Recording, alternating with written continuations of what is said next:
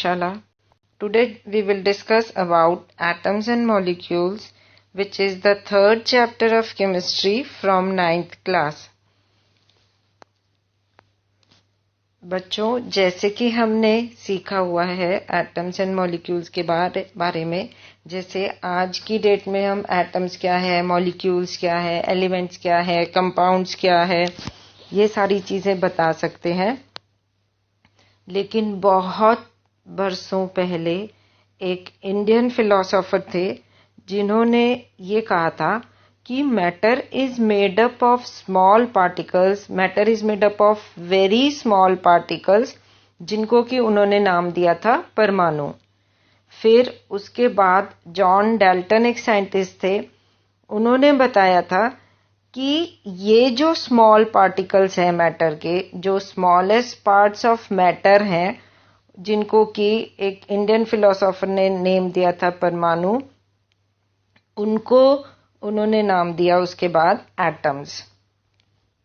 उसके बाद एक और इंडियन फिलोसोफर आए जिन्होंने कहा कि ये जो पार्टिकल्स ऑफ मैटर हैं वो नॉर्मली कंबाइंड फॉर्म में होते हैं, मतलब वो दो या दो से ज्यादा या जितने भी जो ये स्मॉलेस्ट पार्ट है या ये जो एटम्स हैं वो हमेशा कंबाइंड फॉर्म में, ज्यादातर वो कंबाइंड फॉर्म में मिलेंगे। तो ऐसे दूसरे इंडियन फिलोसोफर ने कहा था। तो इस कंबाइंड फॉर्म को नाउअडेज हम जानते हैं मॉलिक्यूल्स की तरह से, यानी अब हमें पता है कि वो मॉलिक्यूल्स हैं जो combined form of particles of matter है। तो डिफरेंट काइंड्स ऑफ, तो ऐसे ही बहुत बहुत सारे तरह के एटम्स एंड मॉलिक्यूल्स हैं और सभी डिफरेंट एटम्स एंड मॉलिक्यूल्स की प्रॉपर्टीज भी डिफरेंट हैं। तो ये अलग अलग तरह के एटम्स एंड मॉलिक्यूल्स जिनकी अलग अलग तरह की प्रॉपर्टीज हैं, तो जब ये कंबाइन होते हैं तो इनकी वजह से ही जो मैटर है, अलग अलग तरह का मैटर है, different kind of matter show different properties. इन्हीं की वजह से, ये अलग अलग तरह के एटम्स एंड मॉलिक्यूल्स की वजह से ही जो अलग अलग तरह का मैटर है वो डिफरेंट प्रॉपर्टीज शो करता है। तो इसका मतलब ये हो गया कि जो मैटर है, डिफरेंट टाइप ऑफ मैटर है, वो प्रॉपर्टीज एटम्स एंड मॉलिक्यूल्स की वजह से, कि कितने एटम्स एंड मॉलिक्यूल्स कंबाइन हुए हैं या कौन कौन से एटम्स एंड मॉलिक्यूल्स कंबाइन हुए, तो उसके अकॉर्डिंग मैटर का बिहेवियर होता है, मैटर की प्रॉपर्टीज होती हैं। तो इनके कंबाइन होने के लिए, ये जो हमने कहा कि एटम्स एंड मॉलिक्यूल्स जो कंबाइंड फॉर्म में होते हैं, एटम्स मॉलिक्यूल्स बनाते हैं, तो इनके कॉम्बिनेशन के लिए कुछ लॉज हैं जिनको कहा जाता है laws of chemical combination. Chemically combine होने के लिए इनके पास उनको कुछ लॉज फॉलो करने होते हैं, ये कुछ लॉज फॉलो करते हैं केमिकल कंबाइन होने के लिए। तो फर्स्ट लॉ है law of conservation of mass, जैसे कि हमेशा हम बोलते हैं कॉन्जर्वेशन ऑफ मास। उसी तरह से एक है लॉ ऑफ कांस्टेंट प्रोपोर्शन, इसमें प्रोपोर्शंस के बारे में बताएंगे कि कौन कौन से एटम्स हैं और कितने कितने अमाउंट में हैं। उसके बाद आता है लॉ ऑफ मल्टीपल प्रोपोर्शंस। तो हम mainly law of conservation and law of constant proportion के बारे में बात करेंगे यहाँ पर। तो सबसे पहले हम लेते हैं फर्स्ट लॉ है केमिकल कॉम्बिनेशन का, जिसको कहते हैं लॉ ऑफ कंजर्वेशन ऑफ मास। तो जैसे कि हमें कंजर्वेशन के बारे में पता है, किसी भी चीज का कंजर्वेशन होता है तो उसका मतलब होता है कि matter is neither created not destroyed. अगर कोई दो चीजें कंबाइन हो रही है, दो या दो से ज्यादा चीजें कंबाइन होकर तीसरी चीज बना रही है, या एक चीज में से और दो तीन चीजें बन रही हैं, तो ऐसे किसी भी केमिकल रिएक्शन में matter is neither created not destroyed, ना ही कहीं से एक्स्ट्रा मैटर ऐड हो जाएगा और ना ही जो मैटर कंबाइन हो रहा है वो डिस्ट्रॉय हो जाएगा ड्यूरिंग द केमिकल रिएक्शन। तो जब भी एक केमिकल रिएक्शन हो रहा है तो जो भी रिएक्टेंट्स का टोटल मास है that will be equal to the total mass of the products. तो नीदर क्रिएटेड नॉर डिस्ट्रॉयड, तो ये वाला रूल फॉलो होता है। तो इसको हम बता भी सकते हैं, इसको हम एक्सप्लेन भी कर सकते हैं। जैसे सपोज हम एक एग्जांपल ले लेते हैं। इस एग्जांपल में हमारे पास है कैल्शियम कार्बोनेट। अगर उसको हीट करते हैं, उसको कुछ केमिकल रिएक्शन कराते हैं, तो it is converted into calcium oxide and carbon dioxide. तो इसके अंदर अगर हम देखें तो अगर ये कैल्शियम कार्बोनेट, ये साइंटिस्ट ने प्रूव कराया था कि अगर ये कैल्शियम कार्बोनेट 100 ग्राम होगा तो हमें मिलता है 56 ग्राम calcium oxide and 44 gram carbon dioxide मिलता है इस रिएक्शन में। यानी कि जब इस प्रोडक्ट्स का हम टोटल करें तो वो भी 100 ग्राम आता है। यानी कि अगर 100 ग्राम रिएक्टेंट है तो हमें प्रोडक्ट में भी 100 ग्राम मिलेगा, जिससे कि हमें पता चलता है कि टोटल मास इज कॉन्जर्व्ड। जितना मास रिएक्टेंट्स का था उतना ही मास प्रोडक्ट्स का हो गया। तो हम कह सकते हैं कि total mass of matter in this reaction is conserved. तो इसको हम एक और एग्जाम्पल से भी एक्सप्लेन कर सकते हैं। जैसे इसके अंदर हम देख रहे हैं कि ये जो सोल्यूशन है ये बेरियम क्लोराइड का सोल्यूशन है, जो ये हमें लिक्विड पार्ट दिख रहा है, जो कि ये कोनिकल फ्लास्क में हमको दिख रहा है, ये बेरियम क्लोराइड सोल्यूशन है। और इसके अंदर एक थ्रेड से सोडियम सल्फेट, ये एक और सोल्यूशन है, सोडियम सल्फेट सोल्यूशन। इसको हमने एक टेस्ट ट्यूब के अंदर फिल करके थ्रेड से इसके अंदर ये कोनिकल फ्लास्क के अंदर हमने हैंग कर दिया है।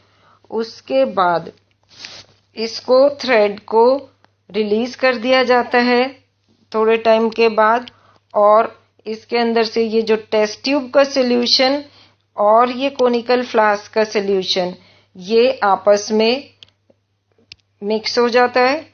और मिक्स होने के बाद ये देता है NaCl, जैसे barium chloride and sodium sulphate था। जब हमने उसको मिक्स कर दिया वो रिएक्ट हो गए। तो रिएक्ट होने के बाद डबल डिस्प्लेसमेंट रिएक्शन हुआ और उससे हमको मिल गया sodium chloride and barium sulphate. तो ये जो सोडियम क्लोराइड और बेरियम सल्फेट मिला तो हमें यहाँ पर वाइट प्रेसिपिटेट मिल जाएंगे बेरियम सल्फेट के। तो अगर हम इनका मास देखें तो हम देखेंगे कि barium chloride, sodium sulphate, barium sulphate, sodium chloride, इनका जब मास देखा जाएगा तो हमें पता चलेगा। जैसे अगर बेरियम क्लोराइड इसके अंदर, अगर बेरियम क्लोराइड लिया गया था 20.8 ग्राम, तो इसके अंदर सोडियम सल्फेट अगर हमने टेस्ट ट्यूब में रखा था 14.2 ग्राम, और उससे अगर हमें मिला था सोडियम क्लोराइड जो हमको मिल गया था वो था 11.7 ग्राम, और उससे जो बेरियम सल्फेट मिला था वो था 23.3 ग्राम।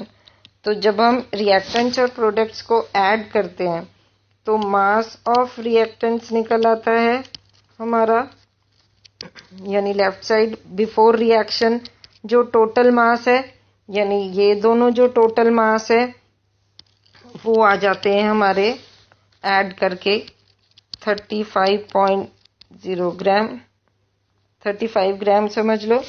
उसके बाद जो प्रोडक्ट्स हैं, ये जो प्रोडक्ट्स हैं इनका जो मास आ जाता है, प्रोडक्ट्स का मास आ जाता है हमारे पास, वो आ जाएगा, ये हो गया मास ऑफ प्रोडक्ट, वो आ गया हमारे पास। जब हम ऐड करेंगे इन दोनों को तो वो भी 35.0 ग्राम आता है, जो कि दोनों ही इक्वल है। तो हम कह सकते हैं कि mass, total mass of the reactants is equal to total mass of the product. तो ये फॉलो कर रहा है law of conservation of mass, यानी कि मास जो है वो सेम रह रहा है before reaction and after reaction. Reaction के पहले भी 35.0 ग्राम मास था, रिएक्शन के बाद भी यानी कि प्रोडक्ट में भी 35.0 ग्राम मास था। तो इससे हम कह सकते हैं कि दोनों बार मास सेम था, that means total mass is conserved. तो इसके बाद ऐसे और भी एग्जाम्पल्स हम दे सकते हैं, जैसे अगर हम सोडियम कार्बोनेट, इथेनोइक एसिड उनको ऐड करते हैं, sodium ethanoate, carbon dioxide, water, ऐसे बुक में भी बड़े सारे एग्जाम्पल दिए हुए हैं, तो वो हम चेक कर सकते हैं कि ऐसे अगर हम कोई भी रिएक्शन लेंगे तो हमेशा ही जो mass, total mass of the reactants है वो हमेशा total mass of the product के इक्वल आएगा, जिससे कि हम बता सकते हैं कि टोटल मास इज कंजर्व्ड, यानी कि it follows the law of conservation of मास। कोई भी reaction law of conservation of mass follow करेगा, ये हम चेक कर सकते हैं।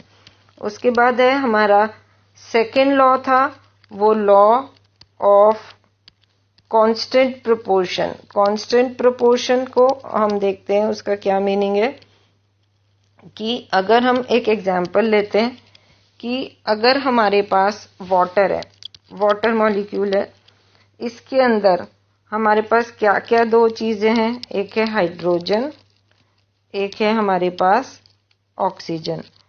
दो एटम्स हैं, दो तरह के एटम्स हैं इसके अंदर, हाइड्रोजन एंड ऑक्सीजन। हम देखेंगे कि इसके अंदर हाइड्रोजन एटम जो है, 2 हाइड्रोजन एटम्स हैं एंड 1 ऑक्सीजन एटम है इसके अंदर, H2O के अंदर। तो 2 हाइड्रोजन एटम का अगर हम देखें मास, अगर जैसे 100 ग्राम ऑफ H2O लिया जाए, कभी अगर 100 ग्राम ऑफ H2O लिया जाएगा, तो अगर हम उसको डीकम्पोज करते हैं, हाइड्रोजन और ऑक्सीजन उसके अलग कर देते हैं, तो हम देखते हैं कि उसमें 11 ग्राम हाइड्रोजन आता है एंड 89 ग्राम उसके अंदर ऑक्सीजन आता है। तो जब हम इसका रेशियो करते हैं, H से ऑक्सीजन का जो रेशियो है H2O के अंदर, वो आता है 1:8 का रेशियो। तो ऐसे ऐसे वाटर मॉलिक्यूल हम किसी भी सोर्स से, अगर किसी भी सोर्स में से हम वाटर के मॉलिक्यूल्स लेंगे, कितने भी ज्यादा वाटर मॉलिक्यूल्स लें, कितने भी कम वाटर मॉलिक्यूल्स लें, लेकिन जब भी हम वाटर मॉलिक्यूल के अंदर एक H और O का, हाइड्रोजन और ऑक्सीजन का जब हम रेशियो निकालते हैं, तो वो हमेशा 1:8 का रेशियो ही आता है। इसी तरह एक और एग्जाम्पल से इसको एक्सप्लेन कर सकते हैं कि जैसे अमोनिया है, अमोनिया भी एक मॉलिक्यूल है। अमोनिया के मॉलिक्यूल में इसी तरह से नाइट्रोजन है और इसके अंदर है 3 हाइड्रोजन, 1 नाइट्रोजन एटम है और 3 हाइड्रोजन एटम्स हैं। तो जब हम नाइट्रोजन और हाइड्रोजन एटम का इसमें रेशियो लेते हैं, कभी भी किसी भी सोर्स से अमोनिया लेकर उसके मॉलिक्यूल के अंदर नाइट्रोजन और हाइड्रोजन का जब भी रेशियो लिया जाएगा, तो वो हमेशा 14:3 का ही रेशियो आएगा। तो अलग अलग मॉलिक्यूल्स के लिए रेशियो ऑफ एटम्स, जो जो एटम्स उसके अंदर है, उनका जो रेशियो है वो हमेशा सेम रहेगा। तो this is called law of constant proportion. जैसे वाटर के लिए 1:8 का रेशियो हमेशा सेम रहेगा, कांस्टेंट प्रोपोर्शन है वो उसका। इसी तरह अमोनिया के लिए 14:3 का रेशियो हमेशा कांस्टेंट रहेगा। तो ये दोनों law of constant proportion follow करते हैं। इसी तरह से अगर हम किसी और भी मॉलिक्यूल का एग्जाम्पल लेंगे, तो हमेशा हम देखेंगे कि उसके अंदर ratio of the combining atoms हमेशा सेम रहेगा, हमेशा कांस्टेंट रहेगा। तो ऐसे हम बहुत सारे एग्जांपल्स ले सकते हैं और इसको फाइंड आउट कर सकते हैं। तो based on these chemical combination के लॉज, डाल्टन ने एक एटॉमिक थियोरी दी थी जो कि कहलाती है डाल्टन्स एटॉमिक थियोरी। तो उस एटॉमिक थियोरी में कुछ पोस्टुलेट्स थे, पोस्टुलेट्स मतलब कुछ से लॉज दिए थे, कुछ सेंटेंसेस दिए थे, कुछ स्टेटमेंट्स दिए थे। तो डाल्टन्स एटॉमिक थियरी कहलाती है जो उसके स्टेटमेंट्स हैं। तो जैसे कि फर्स्ट स्टेटमेंट है कि matter is made up of very small particles which are called atoms. तो ये फर्स्ट स्टेटमेंट था कि पूरा दुनिया में जितना भी मैटर है, जैसे फर्स्ट चैप्टर में हमने पढ़ा था कि everything that surrounds us which has space which occupy space and which has mass is called matter. तो हर मैटर जो है वो बहुत स्मॉल पार्टिकल्स से बना होता है और जिसको कहते हैं एटम। फिर ये कहा गया था, सेकेंड उसका पोस्टुलेट था कि these atoms can not be divided. Atom को फर्दर इट इज इनडिविजिबल, उसको फर्दर नहीं डिवाइड किया जा सकता। फिर थर्ड था कि atoms can neither be created nor destroyed, ना ही उनको क्रिएट किया जा सकता है ना ही उनको डिस्ट्रॉय किया जा सकता है। तो ये थर्ड पोस्टुलेट था।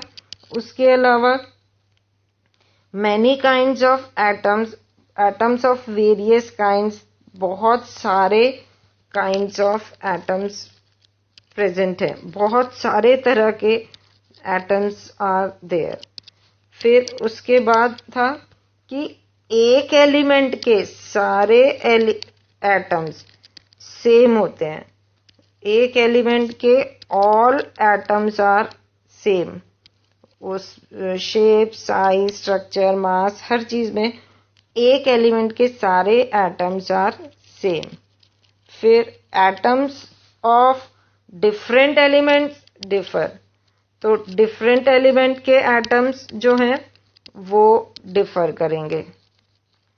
फिर केमिकल कॉम्बिनेशन बिटवीन टू और more elements form molecules.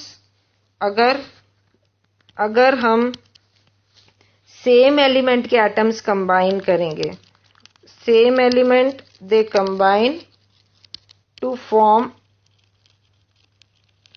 Molecules of these element.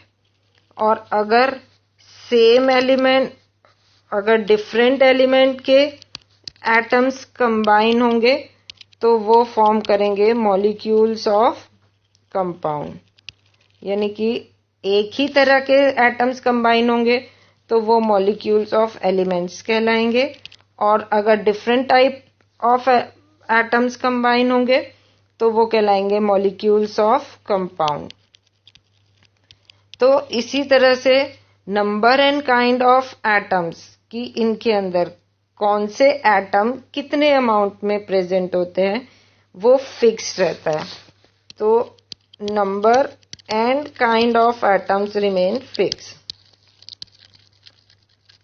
तो कौन कौन से किसी भी एक मॉलिक्यूल में या किसी भी एक मॉलिक्यूल ऑफ एलिमेंट, किसी भी एक मॉलिक्यूल ऑफ कंपाउंड में कौन कौन से तरह के एलिमेंट के एटम्स होंगे और कितने कितने अमाउंट में ये एटम्स होंगे वो फिक्स रहता है।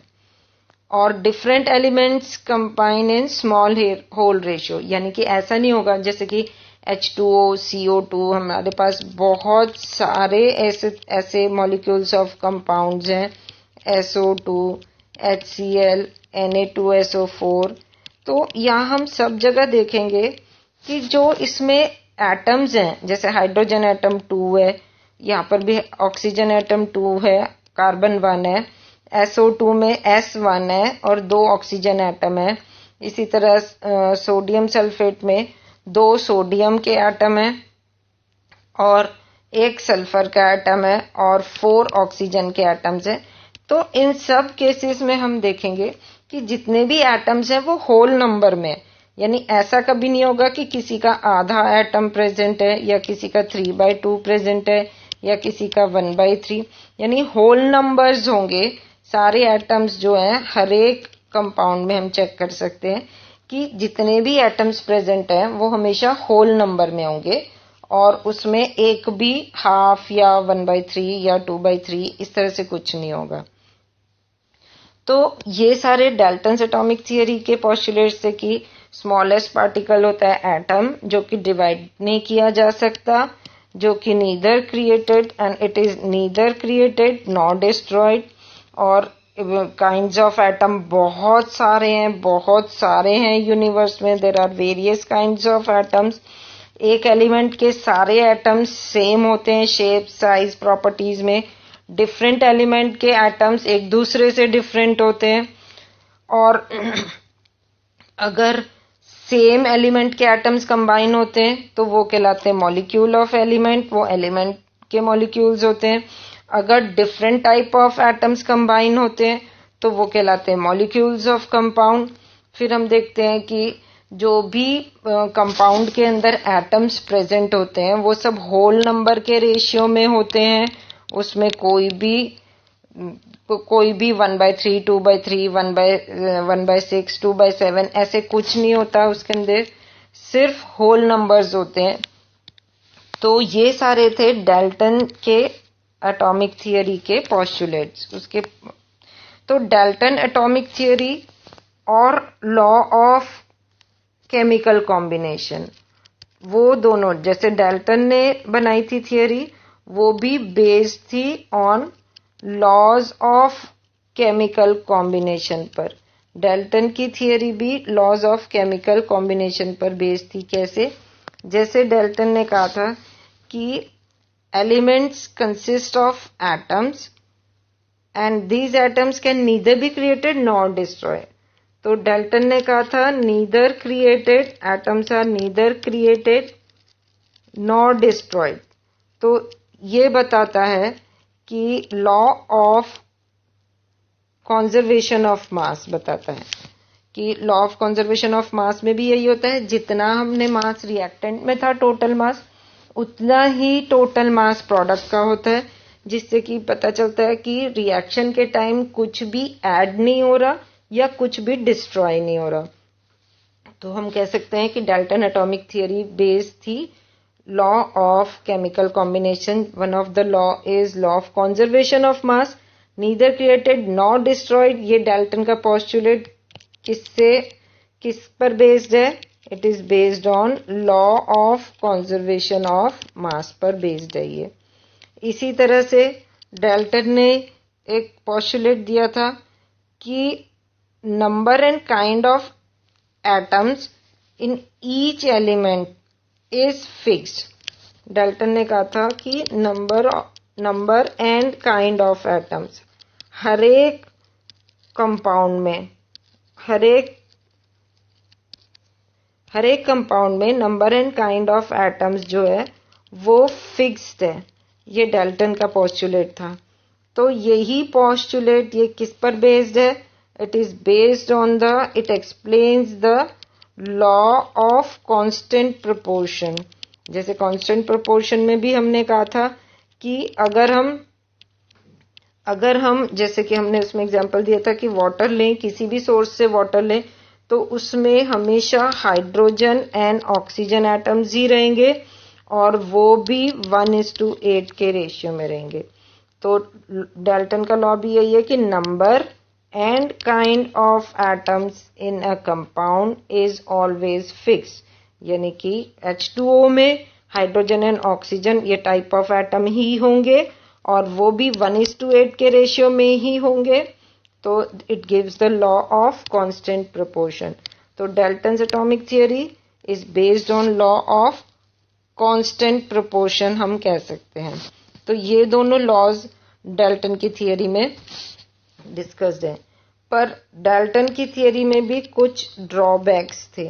ड्रॉबैक्स यानी कि कुछ कमियां थी डाल्टन की थियरी में. डाल्टन एटॉमिक थियरी में कुछ कमियां थी. जैसे कि फर्स्ट डाल्टन ने कहा था कि एटम इज इनडिविजिबल. उसने कहा था कि एटम्स आर इनडिविजिबल. इनडिविजिबल मतलब कि वो स्मॉलेस्ट चीज है और उनको डिवाइड नहीं किया जा सकता. लेकिन उसके बाद हमने देखा कि एटम्स को तो डिवाइड कर सकते हैं. यानी कि उसके अंदर होते हैं इलेक्ट्रॉन्स, उसके अंदर होते हैं प्रोटॉन्स, उसके अंदर होते हैं न्यूट्रॉन्स. तो ये उसका ड्रॉबैक हो गया डाल्टन का. डाल्टन ने कहा था एटम को डिवाइड नहीं किया जा सकता फर्दर. लेकिन बाद में साइंटिस्ट ने देखा कि atoms are further divided into electrons, protons and neutrons. तो ये डाल्टन का ड्रॉबैक बन गया.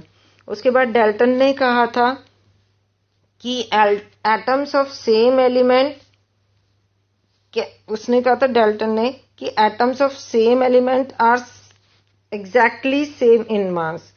तो डाल्टन का ये ड्रॉबैक, ये पॉस्टुलेट था कि एटम्स ऑफ सेम एलिमेंट जो होते हैं वो मास उनका सेम रहता है, हैव सेम मास, बट ऐसा नहीं है।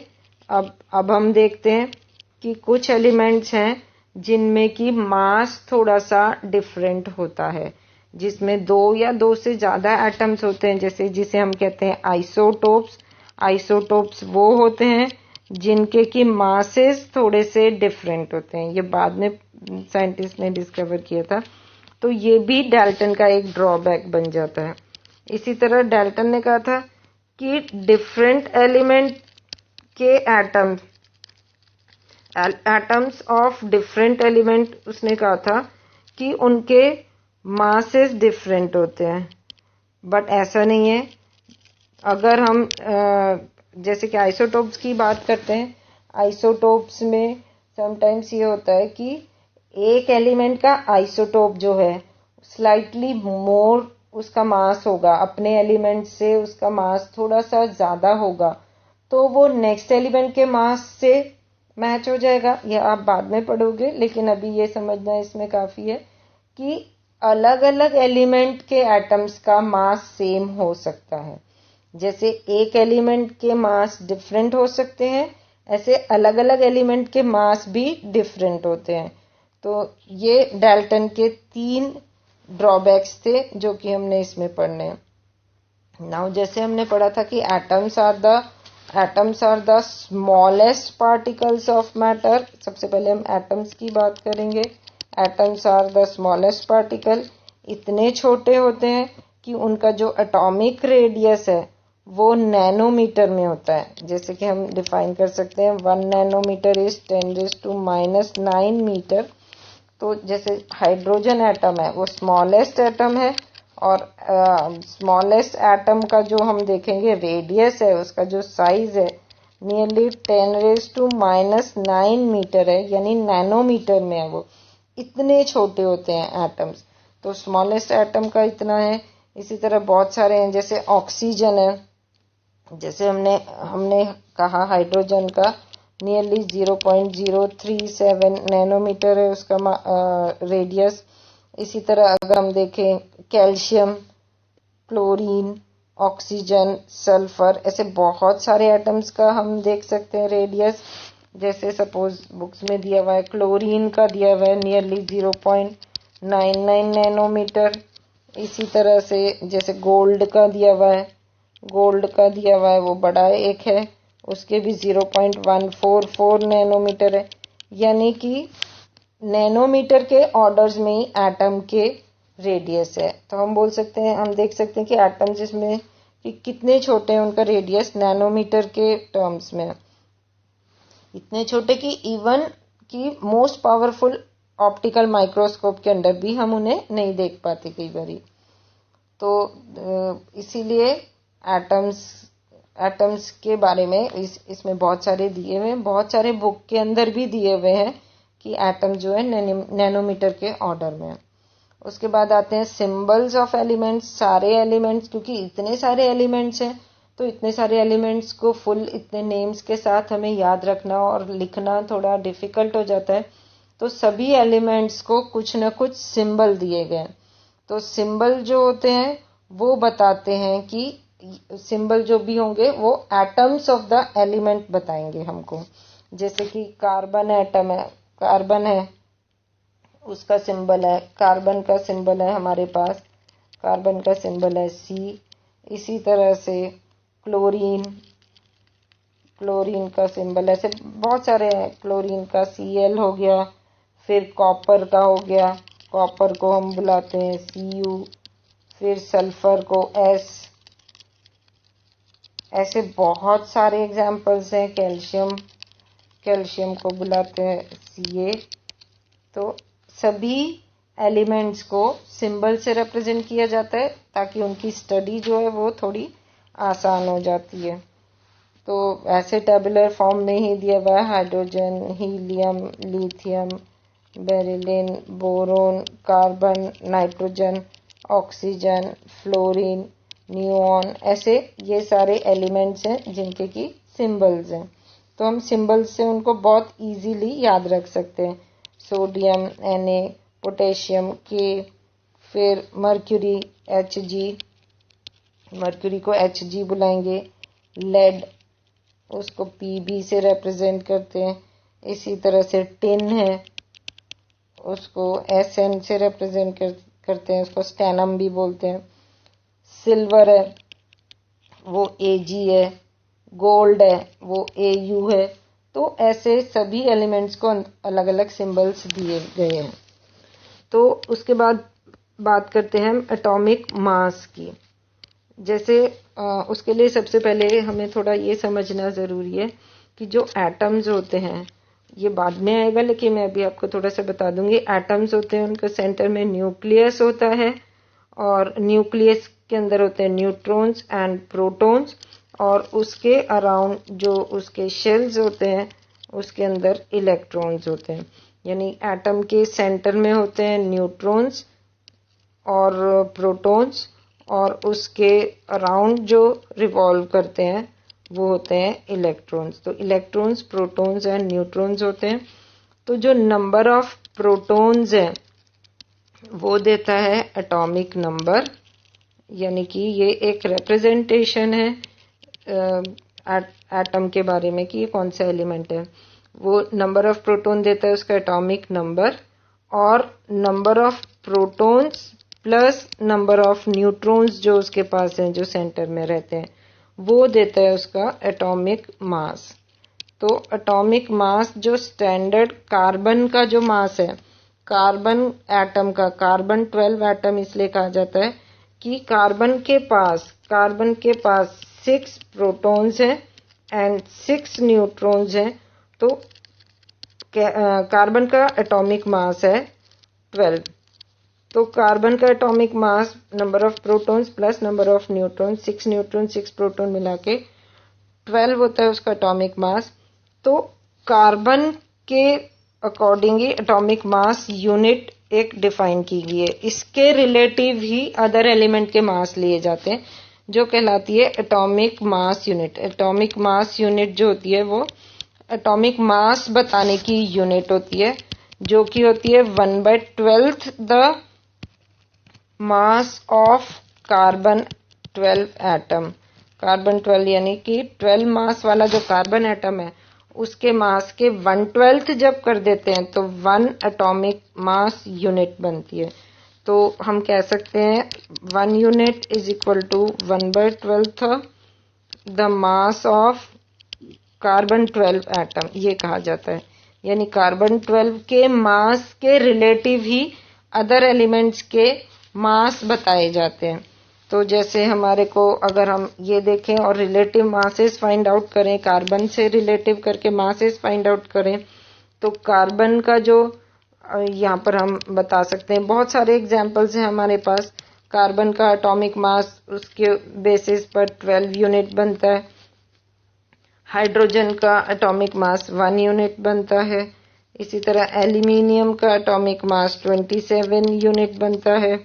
ऑक्सीजन का एटॉमिक मास उसके बेसिस पर ही 16 यूनिट बनता है।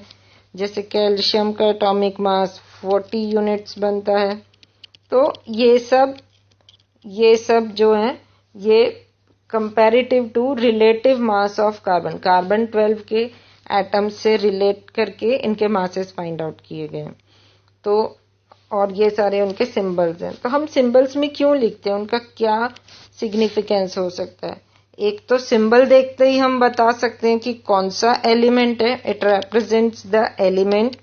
उसके बाद वो बताता है 1 एटम ऑफ एलिमेंट, वो बताता है कि ये 1 एटम ऑफ कोई कौन सा एलिमेंट है।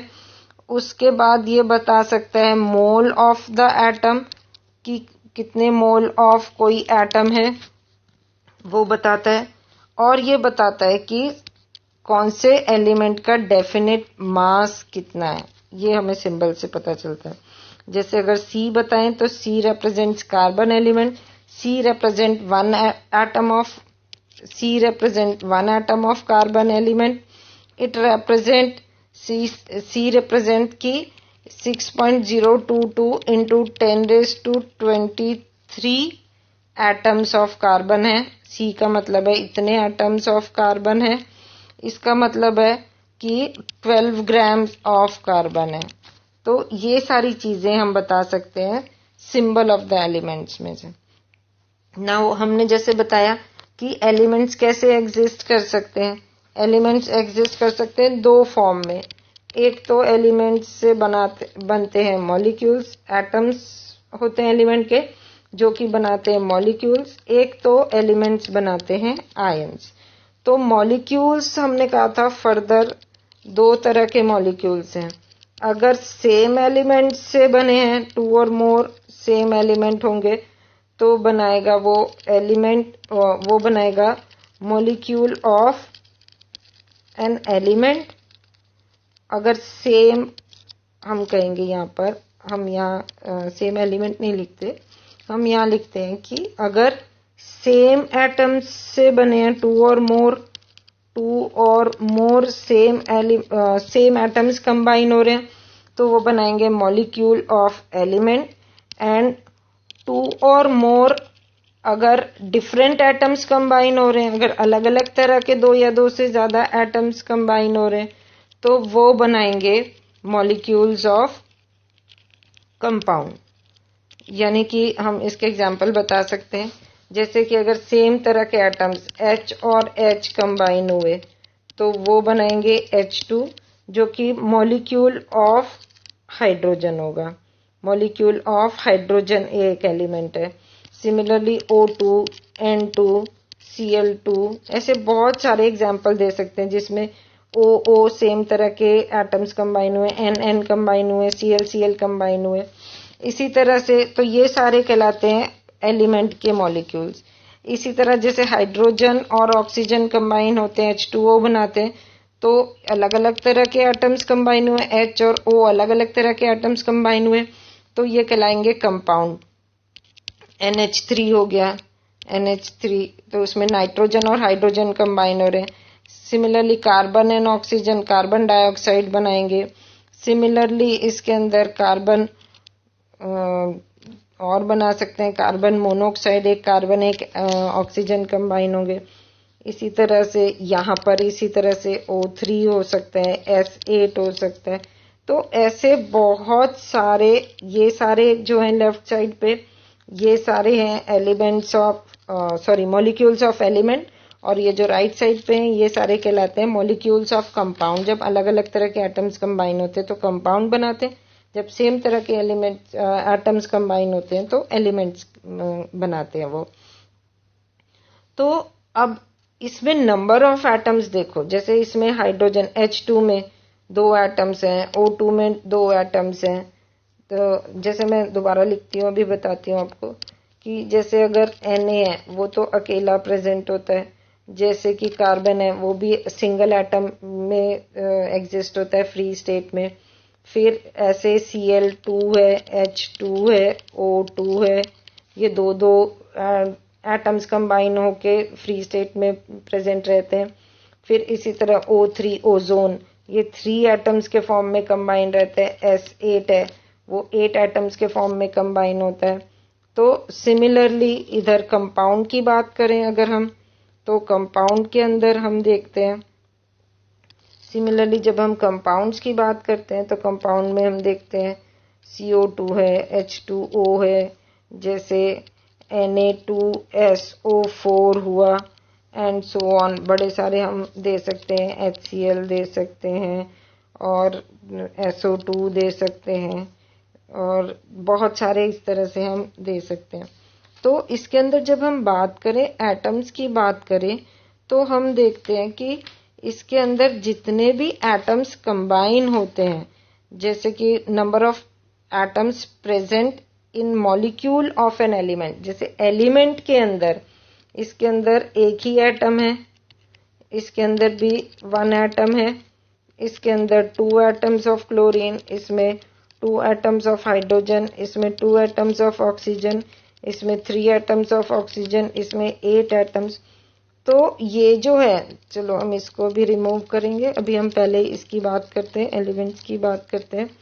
तो इसके अंदर हम देखते हैं कि ये जो नंबर ऑफ इसके अंदर एटम्स हैं वो देते हैं atomicity. Atomicity is the number of atoms present in molecules of an element. एक एलिमेंट के जो मॉलिक्यूल्स हैं, ये एक एलिमेंट के मॉलिक्यूल्स के अंदर कितने एटम्स प्रेजेंट है, ये कितने एटम्स प्रेजेंट है, वो कहलाती है इसकी एटोमिसिटी। तो हम कह सकते हैं कि सोडियम और कार्बन की इधर एटोमिसिटी होगी 1, इधर क्लोरीन की, हाइड्रोजन की, ऑक्सीजन की, हाइड्रोजन, क्लोरीन एंड ऑक्सीजन की एटोमिसिटी हो गई 2। इसी तरह से इधर ऑक्सीजन की एटोमिसिटी हो गई 3, इधर सल्फर की एटोमिसिटी हो गई 8। तो हम कह सकते हैं कि number of atoms present in these elements में, दीज मॉलिक्यूल्स ऑफ एलिमेंट में जितने नंबर ऑफ एटम्स प्रेजेंट हैं वो देते हैं उसकी एटोमिसिटी। तो यहाँ पर हमको एटोमिसिटी मिल जाती है। तो आज हम इतना ही करेंगे, आज के लिए इतना ही करेंगे। That's all for today. So next वाले चैप्टर में हम, नेक्स्ट वाले पार्ट में, वीडियो के नेक्स्ट वीडियो में हम करेंगे आयंस के बारे में, कंपाउंड्स कैसे फॉर्म होते हैं, आयनिक कंपाउंड्स कैसे बनते हैं, केमिकल फॉर्मूला कैसे लिखा जाता है, कैसे फॉर्म होता है केमिकल फॉर्मूला, वैलेंसी के बारे में बात करेंगे। और इस तरह से नेक्स्ट में हम सारा कुछ पढ़ेंगे। तो तब तक के लिए आप प्लीज वॉच करते रहिए वीडियोस एंड सब्सक्राइब करिए चैनल को, जिससे कि जब भी नया वीडियो बनेगा तो आपके पास उसकी इंफॉर्मेशन आ जाएगी, आपके पास अपडेट आते रहेंगे। जब भी न्यू वीडियोस बनेंगे तो आप उसमें से चेक कर सकते हैं। इसके अलावा आपको अगर कोई डिफिकल्टी हो, आपको कोई प्रॉब्लम हो, या आपको कोई चीज नहीं समझ आ रही है, या आपको और कुछ समझना है, या आपने और कुछ देखना है, क्वेश्चंस करने हैं, कोई न्यूमेरिकल्स करने हैं, तो आप मुझे कमेंट कर सकते हैं। तो मैं आपको, या आप मुझे कमेंट कर सकते हैं, या आप मुझे मेल भी कर सकते हैं। तो मैं आपको फिर उस चीज के बारे में बताऊंगी और जल्दी से जल्दी आपकी प्रॉब्लम्स को रिजॉल्व करने की कोशिश करूंगी।